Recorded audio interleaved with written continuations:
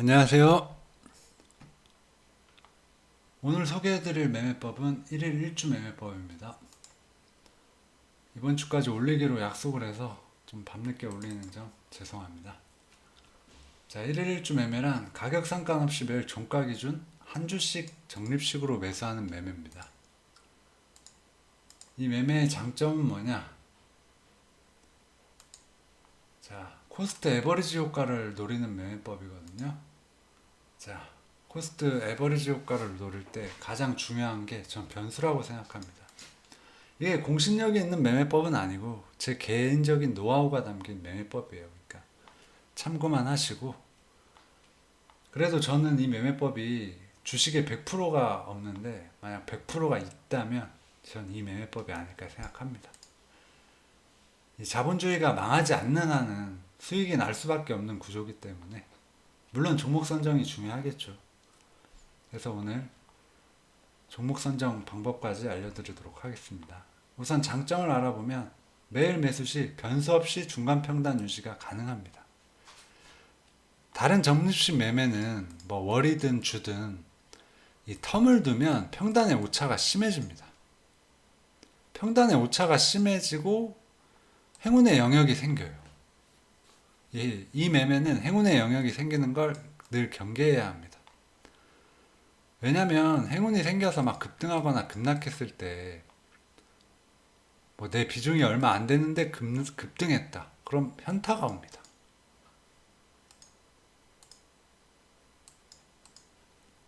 제, 제 영상 중에 박스권 매매법에 설명해 드렸는데, 이 인간의 본능이, 인간의 본능 때문에 주식으로 좀 돈을 못 버는 경우가 많아요. 이 심리가 많이 작용하기 때문에. 그래서 이 심리를 아예 배제해 버리는 방법이에요. 그리고 한 주씩 사야 변수가 더 줄어들겠죠. 뭐 10주, 15주 이런 식으로 사게 되면 평단의 오차가 그만큼 더 심해집니다. 그리고 두 번째는 지루함이 덜하다. 적립식 매매나 정기적금 같은 거, 예금 이런 거는 지루해서 중도 포기가 많은데 그에 비해 이거는 매일 사기 때문에 좀 지루함이 덜합니다. 또 시장도 매일 체크하기 때문에 뭐 돈이 많으신 분들은 다른 매매, 일정주 매매나 낙주 매매도 병행할 수 있습니다. 그리고 주식이 하락할수록 기대 수익률 상승. 전 이거 좀 신기하게 생각하는데 주식이 하락할수록 기대 수익률이 상승한다. 이거만큼 편한 포지션이 없다고 생각해요. 그렇기 때문에 강철 멘탈이 유지가 가능하겠죠. 떨어질수록 내 기대 수익률이 상승하기 때문에 떨어지면 땡큐 이런 마인드가 가능합니다. 그리고 가장 중요한 건 이 주식은 선반영이라고 제가 박스 매매법에 설명드렸는데, 주식은 늘 선반영이라서 멀리 보고 공포에 사야 되는데 이게 안 돼요. 이게 이 인간의 심리가, 인간의 본능이 그게 정말 안 됩니다. 근데 정말 공포에 사면 돈을 버는 거는 통계적으로 맞습니다. 제가 직접 경험했고요. 정말 공포에 산 것들은 발매도는 될지언정 수익은 거의 100%난 것 같아요, 이제까지.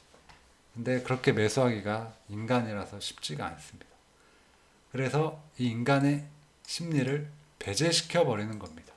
원칙화하는 거죠. 한 주씩만 매일 사겠다. 그리고 증시에 어떤 피바람이 불어도 멘탈에 지장이 안 생깁니다.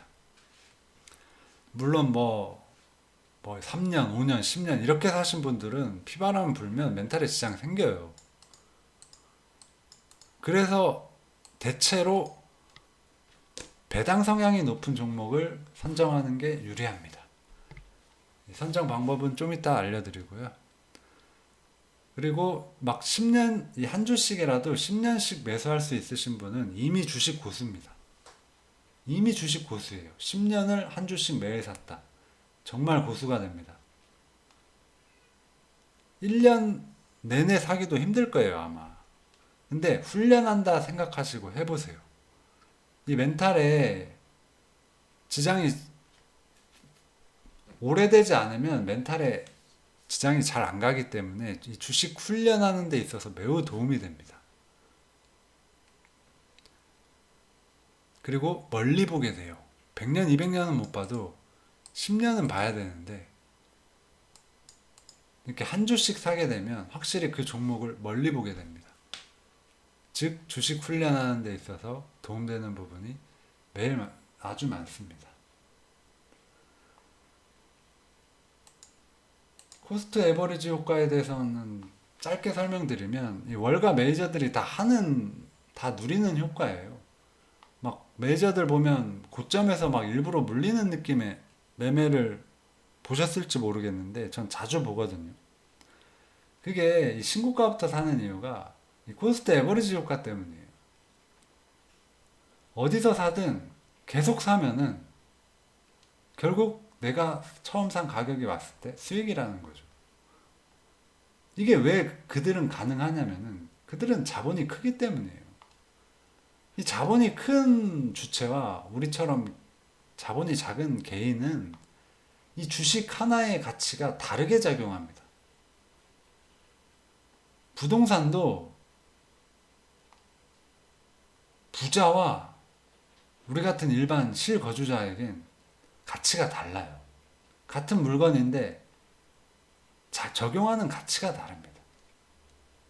왜냐하면 그들에게는 다른 자산이 많기 때문에 시너지 효과가 있고 그리고 아주 장기간 살 수 있는 거대 자본이 있습니다. 돈이 많으면 제가 박스권 매매법에서 설명드렸듯이 돈이 무한이면 주식으로 실패할 수가 없어요. 그래서 메이저들은 장기간 계속 살 수 있기 때문에 이 코스트 에버리지 효과를 극대화시켜서 누릴 수가 있습니다. 그럼 우리도 이걸 누리려면 어떻게 해야 되느냐? 한 주씩 사는 거죠. 한 주씩. 내 자본을 명확히 해서 내 자본에 맞는 금액의 종목을 선정하고 내 자본에 맞게 한 주씩 매수하는 겁니다. 그래야만 우리도 이 코스트 에버리지 효과를 메이저처럼 누릴 수 있습니다. 이론을 생각해 주세요. 이론을. 자, 그럼 이제 어떤 기업을 사야 하는가? 이거 필수 요건은 아닌데 제 기준입니다. 저는 일단 배당 성향이 높고 좀 돈이 많은 기업인데 예를 들면 실적 하향 우려가 나와서 추세 하락 중인 기업. 추세 하락 중이어야 이 추세 하락이 선반영이 끝났을 때 추세 상승이 나오기 때문에 전 추세 하락 중인 종목부터 사기 시작합니다. 금호석유나 이 주봉으로 봐야 추세를 보기가 쉬운데 뭐 효성 TNC나 누가 봐도 추세 하락이죠. LX 세미콘도 마찬가지고 누가 봐도 이 상승 추세를 깼잖아요. 누가 봐도 추세 하락입니다. 이런 추세 하락 종목의 뭐 기준은 자유인데 저는 50% 반토막 났을 때 이렇게 시장이 안 좋지 않을 때는 30%부터 삽니다. 고점 대비 30% 빠졌을 때 이렇게 계속 사는 거예요. 주식이 위로 가든 밑으로 가든 신경 쓸 필요가 없습니다. 밑으로 갈수록 오히려 좋기 때문에. 그리고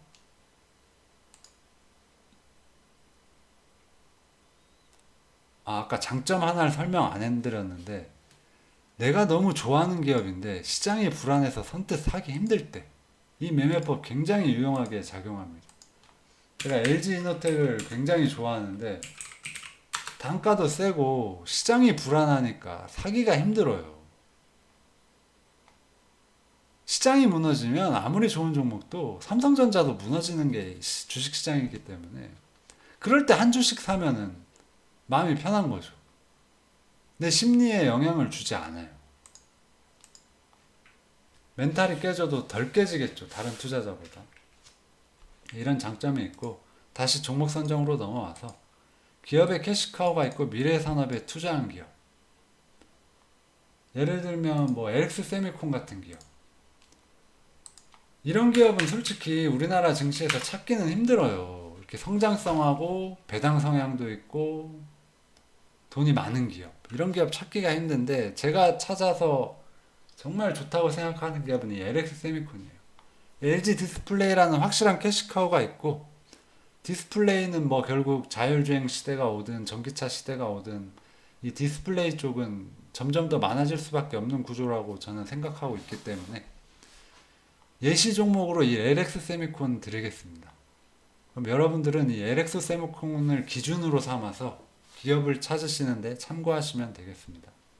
월봉상 고점이 명확한 기업, 즉 월봉상 거래량이 많이 켜진 기업. 금호석유도 월봉상 거래가 많이 터졌죠. 고점에서. 이 고점에서 최대 거래량이 월봉상 있다는 것은 명확한 고점이라는 거예요. 그럼 우린 명확한 고점을 알 수 있는 거예요. 그래야 우린 저항을 쉽게 설정할 수 있습니다. 자, 여기가 고점인 걸 알면 여기가 많이 떨어진 자리라는 걸 알 수 있죠. 그죠? 근데 예를 들어 여기가 고점이면 이만큼 떨어졌을 때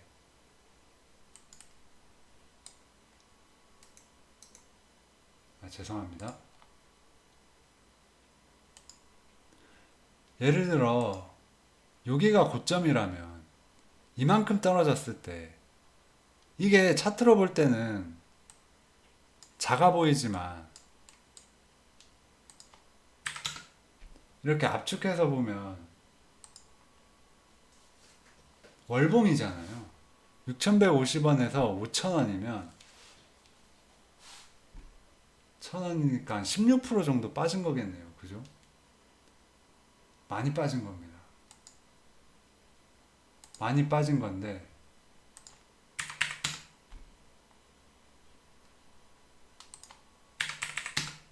많이 빠진 건데 이 그림으로 볼 땐 작게 빠진 것처럼 보이잖아요. 그건 이게 있어서 그래요. 근데 이걸 빼고 여기가 고점이라 치면 이만큼 빠진 게 많이 빠졌다고 착각할 수가 있어요. 그래서 최고점을 명확히 해야 돼요. 자, 여기가 최고점이라는 겁니다. 여기가 최대 거래량이 터진 최고점. 최고점에서 최대 거래량이 터졌다는 건 명확한 고점이에요. 누구도 부인할 수 없는. 가장 많은 매물대잖아요. 가장 많은 매물대가 가장 위에 걸려 있는 지점. 그러면 여기 주가가 여기보다 내려갈수록 많이 반영이 됐다는 거겠죠. 하락이. 그렇게 참고해서 이용할 수가 있습니다. 매수 시작 밴드 기준은 제 개인적인 노하우는 장기적 관점으로는 추세 하락이 명확할 때, 아까 추세 하락 얘기 드렸죠. 이렇게 추세 하락이 명확할 때 그때부터 사기 시작합니다. 단기적 관점으로는 낙폭이 가다하다고 느껴지는 자리. 이거 아마 이거 처음 들으시는 분들은 단기적으로 많이 하실 거예요. 왜냐면 지금 주가가 워낙 다 바닥이라서 이 주가가 저점을 깨지 않는 한은 지금 코스피가 박스권을 만들려고 하고 있는데 여기서 뭐 반등할 수도 있고 여기서 내릴 수도 있겠죠. 제가 박스권 매매법에서 내려와서 여기 오는 경우에만 산다고 말씀드렸는데 비중 실어서 지금은 전 단타만 하고 있습니다. 자, 이걸 깨면 어떻게 될까요, 여러분? 이런 급락이 나올 수가 있어요. 코로나 때의 급락 같은.